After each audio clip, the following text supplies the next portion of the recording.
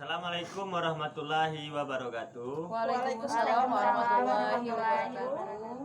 Perkenalkan, kami dari kelompok 6 akan mempresentasikan hasil kerja kelompok kami pada mata kuliah pemahaman tentang peserta didik dan pembelajarannya. Adapun dosen pengampu kami yaitu Dr. Randa Sri Saparahayuningsi MPD. Anggota kelompok kami yang pertama yaitu Saya Alisa Fatona Rahmawati. Saya Yunidar. saya Zakaria Husni. Saya Syuti Velia Lorenza. Dan saya Rika Munsasari.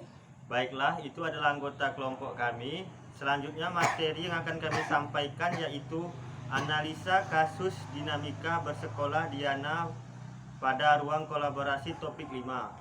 Materi pertama akan disampaikan oleh Alisa Fatona. Kepada Alisa dipersilakan.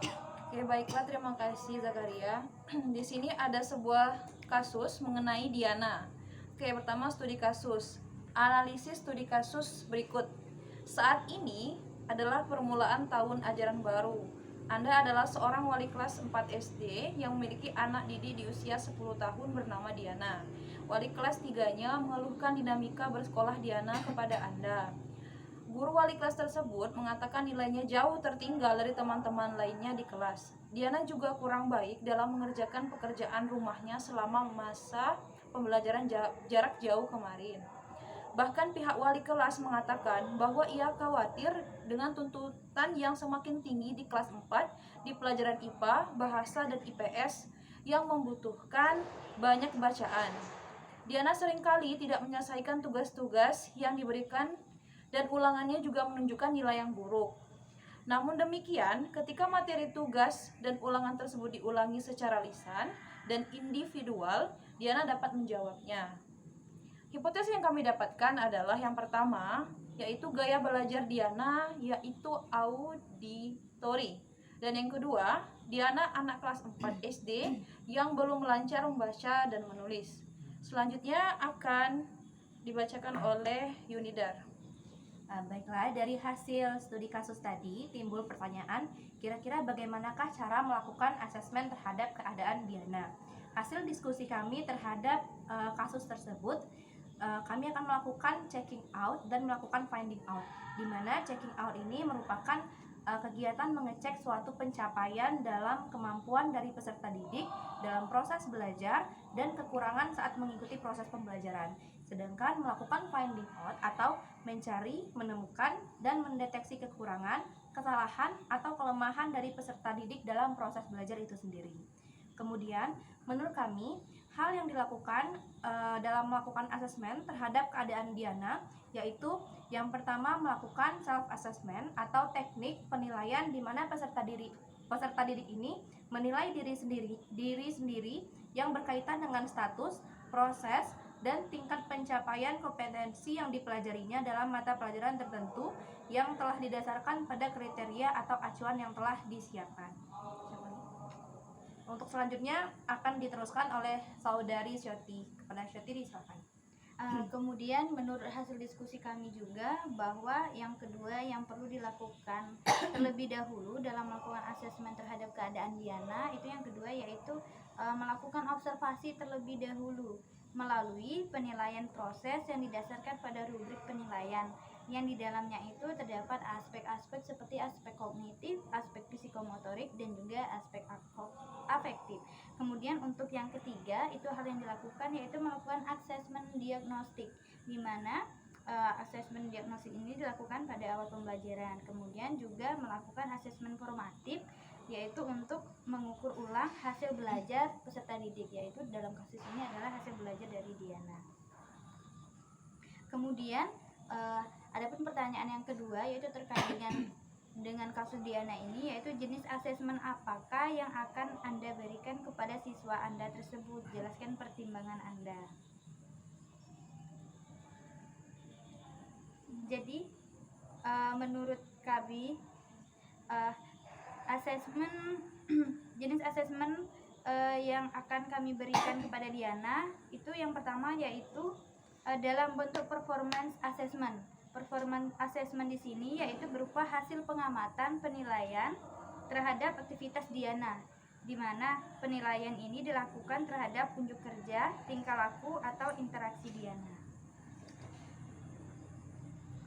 Kemudian selanjutnya itu akan disampaikan oleh rekan saya. Baiklah, saya akan melanjutkan hasil penjelasan dari Saudari Sioti, di mana performance assessment ini telah disesuaikan dengan hipotesis awal yang sudah kami diskusikan sebelumnya, bahwa Diana adalah siswa yang belum lancar dalam membaca dan juga menulis. Namun, sehingga penilaian yang dilakukan dalam bentuk penugasan untuk menghasilkan respon secara lisan. Hal ini bertujuan untuk menilai kemampuan Diana melalui penugasan, di mana penugasan ini dirancang khusus untuk menghasilkan respon lisan dari Diana itu sendiri. Kemudian, pertimbangan kami untuk memilih jenis asesmen ini adalah karena saat materi, tugas, dan ulangan tersebut diulangi dalam bentuk lisan, Diana dapat menjawabnya, sehingga Diana akan memiliki perubahan penilaian yang lebih baik. Jadi, hal ini juga disesuaikan dengan hipotesis awal yang sudah kami diskusikan sebelumnya, bahwa gaya belajar Diana itu berupa auditori atau lebih banyak dengan mendengarkan, seperti itu. Selanjutnya adalah strategi yang akan dilakukan berdasarkan performance assessment, yaitu yang pertama adalah identifikasi semua langkah penting atau aspek yang diperlukan yang nantinya akan mempengaruhi nilai akhir dari si Diana. Kemudian menuliskan kemampuan khusus yang akan diperlukan untuk menyelesaikan tugas. Selanjutnya adalah mengusahakan kemampuan yang akan diukur tidak terlalu banyak sehingga lebih efektif dan juga efisien. Selanjutnya mengurutkan kemampuan yang akan diukur berdasarkan urutan yang akan diamati atau secara sistematis. Dan yang terakhir adalah bila menggunakan skala rentang, perlu menyediakan kriteria untuk setiap pilihan yang sudah dibuat, seperti itu. Baiklah, terima kasih. Untuk pertanyaan ketiga, yaitu kesimpulan apa yang Anda dapat tarik dari asesmen yang Anda desain dan lakukan tersebut. Yang dapat kami tarik yaitu kasus dinamika bersekolah Diana ini menunjukkan bahwa kebutuhan belajar setiap individu di dalam kelas berbeda-beda, mulai dari kemampuan kognitif yang berbeda, bahkan sampai gaya belajar yang berbeda pula. Oleh karena itu, sebagai calon pendidik atau guru profesional, kita harus mampu mengenali, memahami kebutuhan belajar peserta didik untuk mampu menetapkan pengajaran yang tepat dan asesmen yang efektif. Mungkin itu saja materi yang dapat kami sampaikan. Adapun kesimpulannya yaitu dalam merancang dan menentukan asesmen yang diperlukan perlu dipilih dengan banyak pertimbangan. Hal ini agar dapat menilai secara valid dan efisien. Asesmen yang dirancang harus menyesuaikan pula dengan karakteristik serta kebutuhan peserta didik. Mungkin itu saja yang dapat kelompok kami sampaikan. Baiklah, kami akan memulai sesi tanya jawab mengenai materi yang telah kami sampaikan tadi. Untuk hasil presentasikan ini kan sudah merupakan hasil diskusi kita. Jadi kalau misalnya memang di kelompok kita masih ada yang kurang paham atau masih ada masukan lagi, boleh untuk kita sama-sama belajar lagi.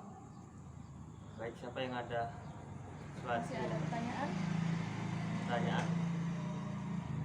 Mungkin dari Yunidar ya, ada sedikit pertanyaan mengenai hasil diskusi kita. Itu kan ada, berdasarkan hasil diskusi kita itu kita melakukan checking out dan finding out. Nah, kira-kira kalau kita melakukan kedua kegiatan ini, apakah bisa dilakukan kepada seluruh siswa atau kita harus melihat kebutuhan siswa terlebih dahulu untuk dapat merealisasikan dua kegiatan ini? Kalau dari teman-teman kira-kira bagaimana?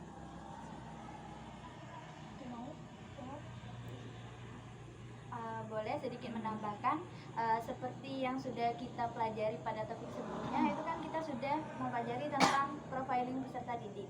Nah, jadi untuk kasus Diana ini, itu kan kita akan melakukan asesmen pemilihan, asesmen apa yang paling tepat untuk kasus Diana. Nah, jadi menurut saya pribadi, kalau misalnya kita ingin melakukan checking out dan finding out itu di semua peserta didik, itu bisa saja. Nah, namun kita juga mesti melakukan yang namanya profiling. Nah, profiling yang sudah kita pelajari itu nantinya itu kan kita akan melihat karakteristik peserta didik. Nah, dari sanalah kita juga bisa melihat atau menemukan apa saja karakteristik ataupun kebutuhan peserta didik itu terhadap asesmen yang kita rancang. Jadi bisa diterapkan ke semua dan juga disertai dengan profiling yang seperti kita pelajari sebelumnya. Jadi bisa sih sepertinya bisa kita terapkan untuk pemilihan asesmen. Itu kalau menurut saya. Apakah dari teman-teman ada yang menambahkan? Kalau tambahan sedikit dari saya, kalau untuk merancang sebuah asesmen itu yang paling penting sih harus mengenali dulu kondisi dari peserta didik yang akan kita nilai atau lakukan asesmen.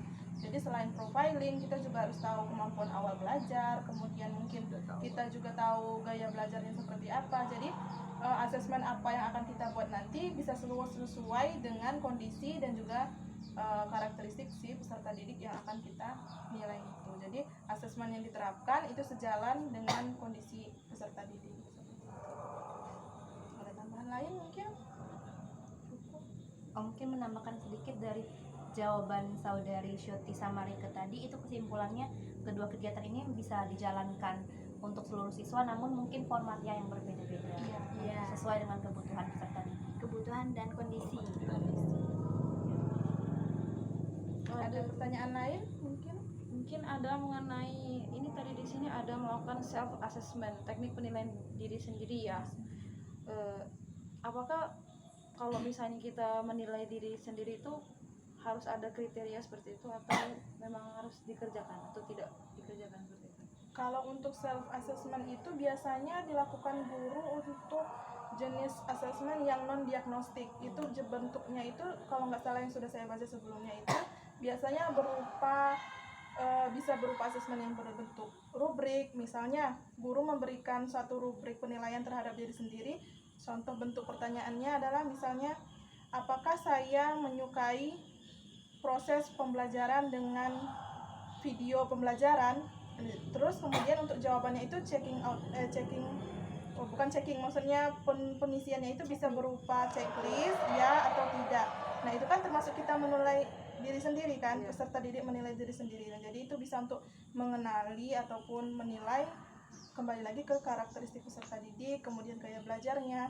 Jadi juga untuk menyesuaikan lagi proses pembelajaran dan juga penilaian serta asesmennya itu tadi. Kapan waktu yang tepat untuk diberikan penilaian diri tersebut? Biasanya itu termasuk salah satu asesmen formatif.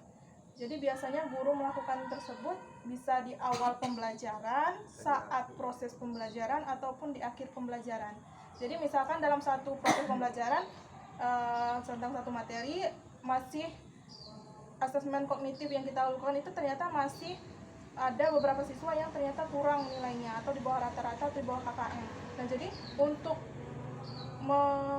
mengetahui atau mengatasi hal tersebut, kita juga bisa melakukan asesmen lain dengan melakukan asesmen self assessment tadi. Jadi kita bisa tahu penyebabnya kira-kira apa aja yang bisa membuat hasil asesmen kita itu kok siswanya kurang seperti itu. Jadi bisa merefleksi diri sendiri Ya, siswa. biasanya kalau self assessment itu untuk refleksi diri. Iya. Ya. Ada lagi? Cukup? Tambahan sedikit ya, kalau misalnya self assessment itu dilakukan, itu kan untuk misalnya kita mengatasi permasalahan yang sangat rumit seperti permasalahan Diana, itu kan butuh perhatian khusus. Jadi self assessment itu kayaknya lebih efektif dilakukan dengan dengan kondisi-kondisi tertentu yang seperti yang Diana alami, karena kan itu lebih efektif. Diananya lebih bisa mengenali apa sih kelemahan diri sendiri, apa sih yang Diana butuhkan, apa sih yang Diana tidak sukai. Jadi untuk penilaian nanti selanjutnya atau tindak lanjut selanjutnya itu akan lebih mudah diatasi. Jadi sepertinya untuk self assessment itu lebih efektif terhadap kasus-kasus yang memang sangat sulit untuk ditangani dan lebih kompleks ya, seperti itu. Mungkin itu saja. Ya, baik. Untuk diskusi hari ini mungkin hanya itu yang dapat kelompok kami sampaikan. Dan kurang kami mohon maaf. Wassalamualaikum Warahmatullahi wabarakatuh. Terima kasih.